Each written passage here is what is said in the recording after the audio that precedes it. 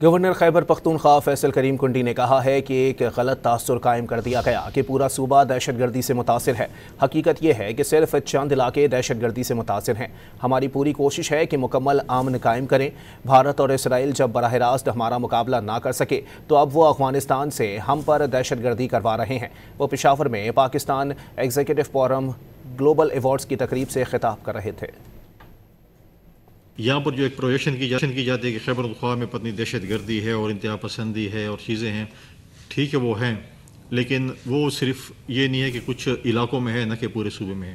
اور ہماری پوری کوشش ہے کہ ہم یہاں پر امن قائم کریں تاکہ ہمارے پاس یہاں پر ٹورسٹ آئیں، ہمارے پاس یہاں پر انٹرنیشنل جو ہے ہمارے پاس کمپنیز ہیں۔ ہمارے ساتھ انڈیا اور اسرائیل ڈائریکٹلی مقابلہ نہیں کر سکے تو انہوں نے افغانستان کی سرزمین استعمال کرنا شروع کی ملیٹنسی کے لیے، جس کا ڈائریکٹ افیکٹ جو ہے وہ خیبر پختونخوا پہ ہوا۔ آج بھی اگر آپ دیکھیں کہ ملیٹنٹس کے پاس جو ہتھیار ہیں، جو بات ہوتی ہے، ابھی سندھ سے بھی بات ہوئی تھی کہ کچھ اسلحہ جو پیچھے رہ گیا تھا وہ ملیٹنٹس کے ہاتھوں چڑھا، اور آج وہ ہمارے فوج ہو یا فرنٹیئر کانسٹیبلری ہو یا فرنٹیئر کور ہو یا پولیس ہو، ان کے خلاف